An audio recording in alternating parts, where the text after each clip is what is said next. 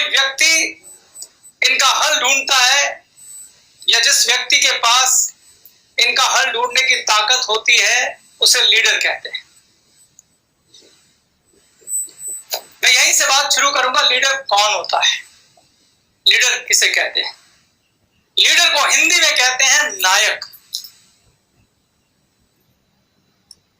नायक या अधिनायक या मार्गदर्शक, उसको हम लीडर कहते हैं। लीडर कहते हैं हम उस व्यक्ति को जिसकी मूर्तियां लोग घर में लगा लेते हैं, जिनकी फोटो अपने घर में लगा लेते हैं। लीडर कहते हैं हम उन लोगों को जिनके जाने के बाद उनकी मूर्तियां बनाई जाती हैं, उन पे फूल चढ़ाए जाते हैं। लीडर कहते हैं हम उन लोगों को जिनको लोग अपना प्रेरणा स्रोत मानते हैं। लीडर कहते हैं उन लोगों को जिनके पास जाकर लोगों को अपनी समस्या का समाधान मिलता है। लीडर कहते हैं उन लोगों को जिनकी तरफ लोग उम्मीद से देखते हैं। ऐसा लीडर किन गुणों की वजह से होता है, ये आज का प्रश्न है। प्रश्न ये है कि क्या ये लीडर पैदा होते हैं? उत्तर है नहीं। लीडर धर्म से, जात से, खून से, उच्च से, नीच से नहीं होता है। लीडर अपने गुणों से होता है। हर धर्म में, हर जाति में, गरीब के घर, अमीर के घर, सब जगह लीडर पैदा होते हैं और उन्होंने अपनी पहचान अपने गुणों से बनाई। मैं आप सबको बधाई देना चाहता हूं, आप भी किसी ना किसी स्तर पर लीडर हैं। हम सब में बहुत सारी, मैंने स्तर शब्द यूज किया, इसमें जरा स्तर गौर करने वाला है। इसमें मैं खुद को भी मानता हूं, लेकिन अभी हम वो लीडर नहीं है जिसकी डेफिनेशन मैंने अभी दी है। नायक, अधिनायक, जिनकी फोटोएं लोग मंदिर में लगा लेते हैं, जिनके लिए उनके सर झुक जाते हैं, जिनकी एक आवाज पे जो लोग पीछे चलने को तैयार हो जाते हैं। उतना गहरा विश्वास, उतनी गहरी श्रद्धा, वैसा लीडर कैसा होता है, आज उसकी बात करने वाले हैं। और उसके बाद आपने ईमानदारी से उन गुणों को समझने के बाद यह सोचना है कि मेरे में इसमें कौन सा गुण उपस्थित नहीं है। लीडर वो होता है जिसको सुनने के लिए बहुत सारे लोग उसके अराउंड होते हैं और वो उस लीडर की जिम्मेदारी होते हैं। भगवान ने आपको ऐसी जगह बिठाया है कि आपके अराउंड लोग हैं, लेकिन इसमें मुझे शक है कि वो गुण क्या हमारे पास हैं कि हम उनके लीडर कहलाएं। और मैं ये भी कहता हूं कि इसमें कोई बुराई नहीं है कि अगर हम में से उसमें कुछ गुण नहीं है, वो इतनी प्रॉब्लम नहीं है। हम लोग किसी गलती पे होते हैं, ये प्रॉब्लम नहीं है। हम में कोई दोष होता है, प्रॉब्लम ये नहीं है। प्रॉब्लम तब होती है जब हम ये मानने को इनकार कर देते हैं कि हम में वो दोष है। समस्या ये नहीं है कि बीमारी है, समस्या ये है कि हम मानने को मना कर देते हैं वो बीमारी है। और जब हम ये बोलते हैं तो फिर उसका इलाज ही नहीं हो सकता। अगर आप ईमानदारी से बोलेंगे अपने आप से, क्योंकि ये बात आपके अपने आप से है, आपको तय करना है कि आपको ऐसा लीडर बनना है कि लोग आपको युगांधर कहें। आपको यह तय करना है कि आप जब इस दुनिया से जाएं, जो हम सबको जाना है एक दिन, तो लोग आपके बारे में क्या राय रखें। लोग आपकी मूर्तियां बनवाएं, उस पर फूल चढ़ाएं, आपकी जनरेशन को आपके उदाहरण दें या नहीं दें, ये आपको सोचना है। और वो इस बात से तय होगा कि आज के सेशन के बाद कितनी ईमानदारी से आप लिखेंगे अपने पेन से, अपनी कॉपी पे, कि मेरे में इनमें से कौन कौन से गुण नहीं है। उसके बाद आपको सिर्फ एक ही काम करना है। The most powerful thing in this world is thought.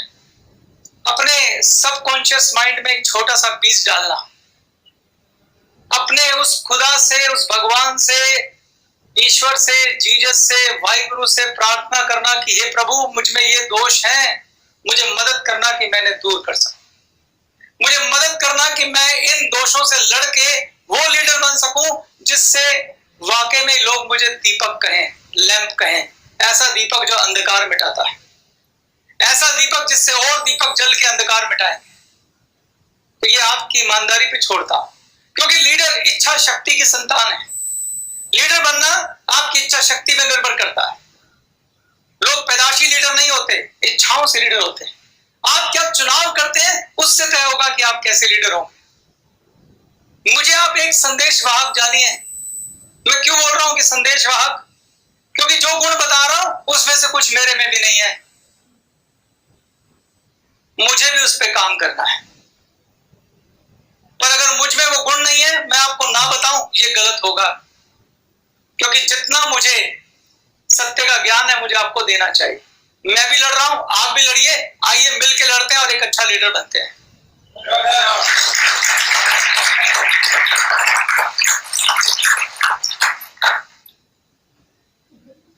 हम सबको अपने जीवन में अपने सपनों को पूरा करने के लिए स्वार्थ के सपने भी और परमार्थ के सपने 60 वर्ष मिलते हैं। हम सबको 60 वर्ष मिलते हैं। कुछ लोग होते हैं जो इन 60 वर्ष में बस एक सादा जीवन जी के जाते हैं। वो पैदा होते हैं, पढ़ाई करते हैं, शादी करते हैं, बच्चे करते हैं, फिर उनकी शादी करते हैं, फिर बूढ़े हो जाते हैं, फिर पूरे जीवन के दुखों को साथ लेके चले जाते हैं। जब वो चले जाते हैं ना उनके आने से किसी को फर्क पड़ा था, ना किसी को जाने से फर्क पड़ा था। कुछ लोग होंगे जो 60 साल के जीवन में शायद घर भी नहीं बना पाएंगे। कुछ लोग होंगे जो 60 साल के जीवन में शायद गाड़ी भी नहीं ले पाएंगे, बाइक भी नहीं ले पाएंगे, ना स्वार्थ सिद्ध कर पाएंगे ना परमार्थ सिद्ध करवाएंगे। लेकिन कुछ लोग होते हैं जो इन 60 सालों में पूरा युग बदल के चले जाते हैं और युगांतर कहलाते हैं। वही 60 साल आपको तय करना है, आप अपने आप को कहां देखना चाहते हैं। आज का सेशन आपको ये बताएगा कि एक लीडर के पास क्या गुण होने चाहिए, उसमें क्या क्वालिटी होनी चाहिए। और इनमें से एक भी गुण ऐसा नहीं है जिसकी इच्छा आप धारण करें, आज अपनी इच्छा शक्ति अगर उसमें डालें तो वो गुण आप में आ नहीं सकता। जरूर आएगा, 100% आएगा। अगर आप पूरी शिद्दत से इच्छा करेंगे, ये पूरी कायनात आपकी मदद करेगी, क्योंकि आपका संकल्प शुभ है और शुभ संकल्प में सारी अच्छी पॉजिटिव ताकतें आपकी मदद करती हैं। शुरुआत होगी बी ए लैम्प।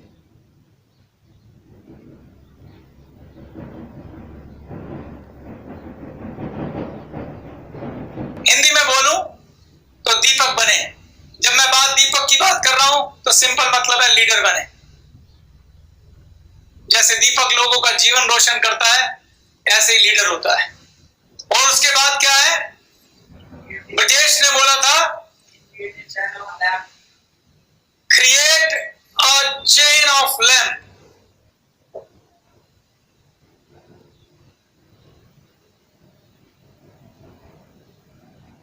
ऐसे दीपक बनाए, दीपमाला या दीपकों की एक श्रृंखला बनाए।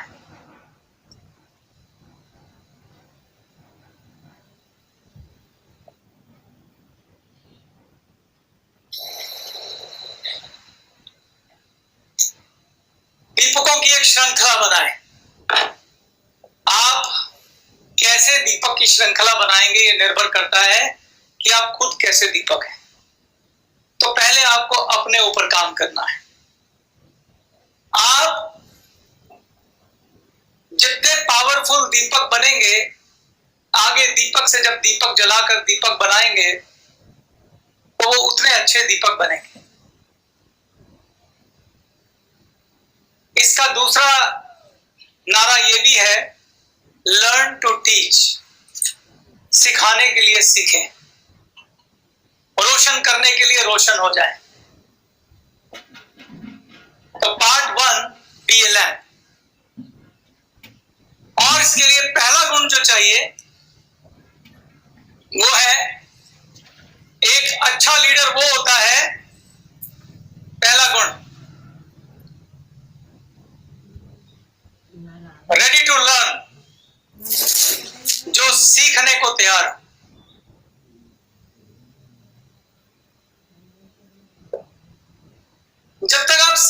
लोग तैयार नहीं है तो अब सीखेंगे कैसे?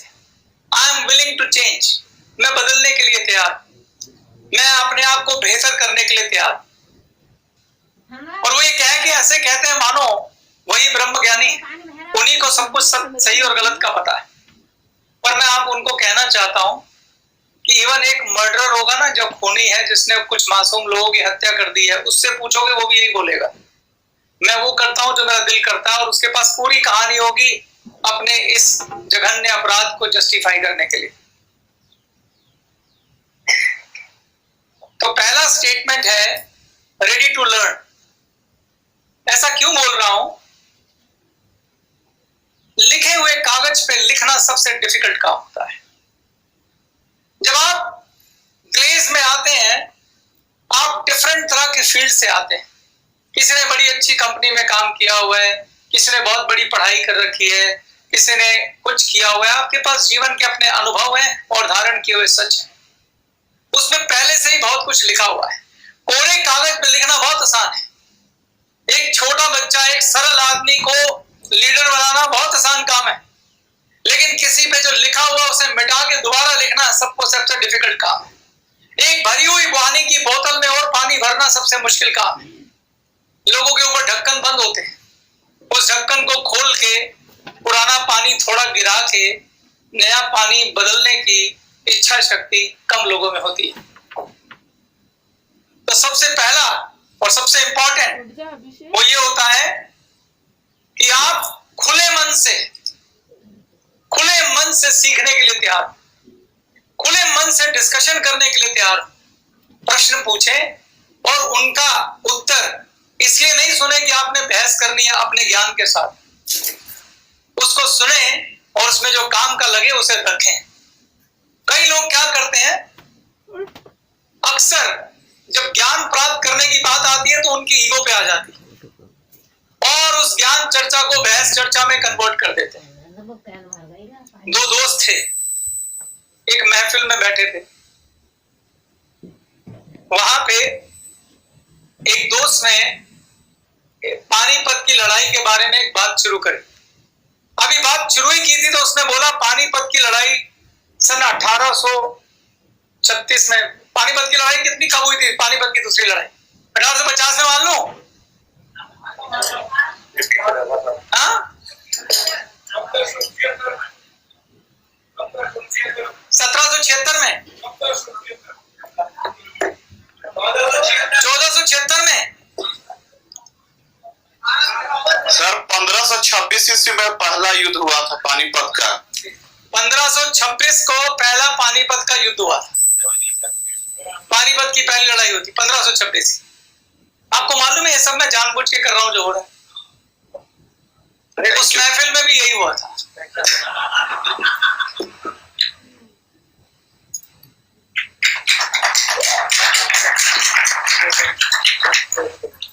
उस लड़के ने जब पानीपत की लड़ाई की बात शुरू करी तो उसने सन गलत बता दिया। उसने 1526 की जगह शायद 1570 बोल दिया। अब वो बात जो वो करना चाहता था वो बात तो साइड हो गई और वहां बहस हो गई कि पानीपत की लड़ाई हुई कब थी। अब जब बहस हुई कि पानीपत की लड़ाई कब शुरू हुई तो वो कहता नहीं 1570 में हुई। एक बोला रे तुझे क्या पता 1570 में, 1526 में हुई, मेरा तो इतिहास सब्जेक्ट। अब उसकी भी सेल्फ रिस्पेक्ट पे बात आ गई, वो भी बहस करता रहा। तेरा अगर सब्जेक्ट था तो मैं कौन सा झूठ बोल रहा हूं, तो लगा ले शर्त और ये और वो, और बहस होती रही। अब उस बहस का नतीजा क्या निकला? उस बहस का नतीजा निकला कि कोई एक व्यक्ति का दिल टूट गया, एक व्यक्ति वहां हार गया। पानीपत की लड़ाई तो जब हुई थी तब हुई थी, कौन हारा था कौन जीता था, पर उस बहस में दो दोस्त की दोस्ती हार गई।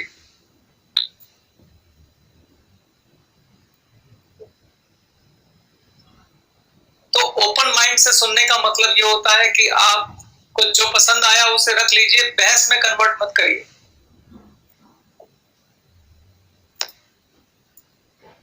ओपन माइंड से दूसरे के विचार को सुनिए। कई बार कोई संदेश वाहक आपके लिए क्या संदेश लाया आपको नहीं मालूम। तो पहला गुण एक लीडर का ये होता है कि वो दूसरे को सुनता है और सीखने के लिए हमेशा तैयार रहता है। और जब वो सीखने के लिए तैयार रहता है तो वो भेद नहीं करता। वो इस तरीके से जीता है कि हो सकता है बच्चा मालूम नहीं कौन सी बात कह जाए। वो अपनी ईगो को साइड में रखता है, वो अपने उपाधियों को साइड में रखता है, अपने अनुभवों को साइड में रखता है। जब वो सुन रहा होता है तो सिर्फ एक ही काम करता है, वो सुनता है। इस पहली लाइन का यही मतलब है कि सीखने को हमेशा तैयार। वो लोगों को जज नहीं करता।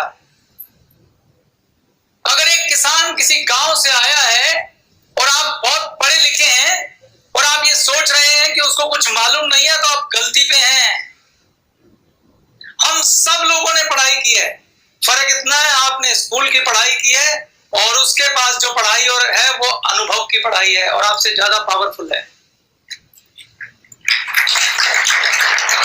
खाली स्कूलों में सर्टिफिकेट लेने से पढ़ाई नहीं होती है, अनुभव से बड़ी पढ़ाई कोई नहीं होती है। वो खेतों में जो ज्ञान आपको दे देगा वो आप सोच भी नहीं पाएंगे। तो एक अच्छा लीडर हमेशा कद्र करता है सामने बैठे व्यक्ति की और उसको खुले मन से सुनता है। उसके बाद सुनने के बाद फैसला करता है कि मुझे इसमें से क्या रखना है और क्या नहीं रखना है, उसको कसौटी पे तोलता है। मैं ये नहीं कह रहा हूं आपको दूसरे की बात माननी है, पर पहले सुनना जरूरी है, उसके बाद उसे जांचना जरूरी है, विचार करना जरूरी है। निष्पक्ष विचार करने के बाद तर्क संगत से समझना जरूरी है कि इसमें मेरे लिए क्या काम का है। ये लीडर का पहला गुण है। लीडर को हमेशा ये सोचना चाहिए कि मैं भी कहीं पे गलत हो सकता हूं, आई कैन बी रॉन्ग, और इसमें कोई बुराई नहीं है। जब तक हम इस धरती पे आखिरी सांस लेंगे तब तक सीखने की गुंजाइश है यारों। और उसके बाद अगला जन्म ले लें और पिछला जन्म याद रह जाए, उसके बाद सीखने की भी गुंजाइश। तो सीखना तो एक फॉरएवर की प्रक्रिया है, कभी ना रुकने वाली। दूसरे गुण पे आ जाए। दूसरा गुण है इंटीग्रिटी।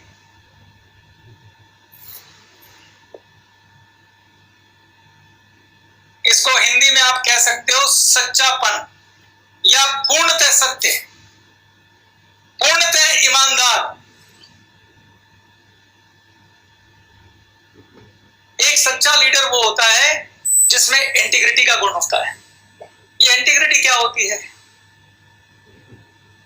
अगर एक लाइन में डिफाइन करो तो इंटीग्रिटी ये होती है when you are doing things right when nobody is watching you।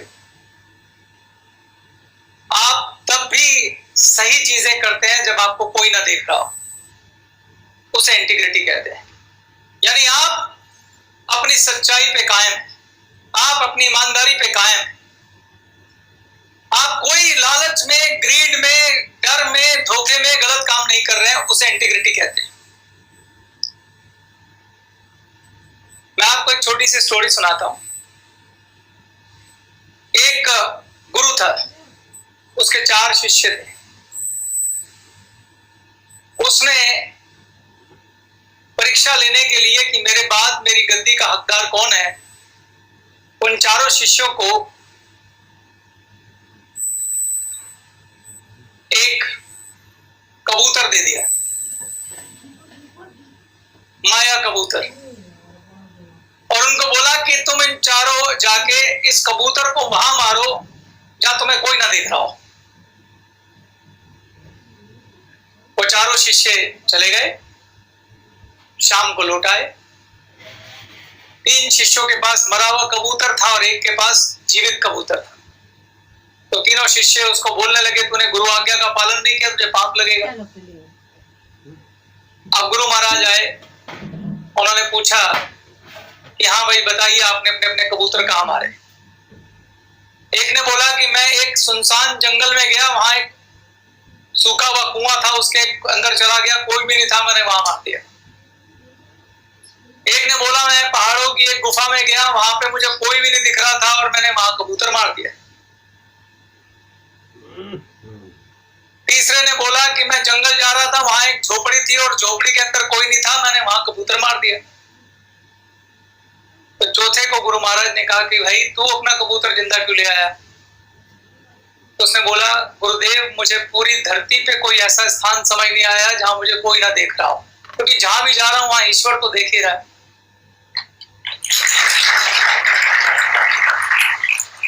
इसलिए मैं कबूतर आपके पास वापस ले आया। ये इंटीग्रिटी है।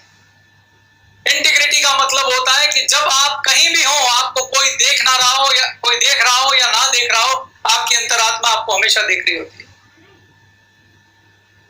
जो व्यक्ति अपनी अंतरात्मा के अनुसार चलता है, जो सत्य पे चलता है, जो ईमानदारी पे चलता है, वो व्यक्ति का गुण है इंटीग्रिटी। अगर आपके पास नहीं है तो आप प्रार्थना कीजिए कि हे भगवान हमें ये शक्ति देना कि हम हमेशा जीवन में इंटीग्रिटी के साथ काम करें। और जब मैं बात करता हूं इंटीग्रिटी की, तो इसमें सब कुछ आ जाता है। जो भी इस जीवन में सही है, चाहे वो ईमानदारी है, चाहे माता पिता की सेवा है, बच्चों की परवरिश है, जो जो आपके धर्म है, जो जो आपकी ड्यूटीज है, आप कहीं जॉब करते हैं, आप कहीं काम करते हैं, जिस जिस के प्रति आपका जो जवाबदेही है, उस जगह पर इंटीग्रिटी रखना इंटीग्रिटी है। अगर एक ऑफिस में एक एम्प्लॉय काम करता है, जैसे ही उसका बॉस ऑफिस से बाहर जाता है और फट से वो अपना फोन लगा के बातें शुरू कर देता है कि अब तो मुझे कोई देख नहीं रहा, मैं काम कर रहा हूं, उसकी इंटीग्रिटी कंप्रोमाइज्ड है, यानी वो मैन ऑफ इंटीग्रिटी नहीं है। क्योंकि उसके पास उधार का चरित्र है।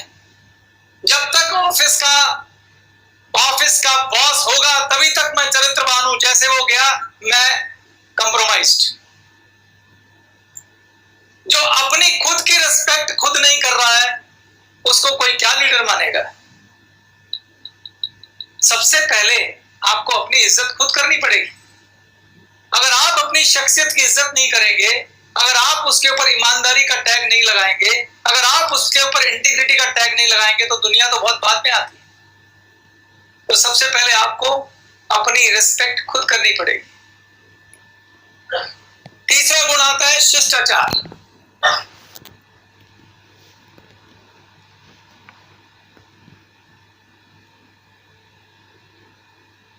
एक अच्छा लीडर शिष्टाचार से भरा होता है। अपने माता पिता को सुबह उठ के प्रणाम करेगा, अपने पत्नी का सम्मान करेगा,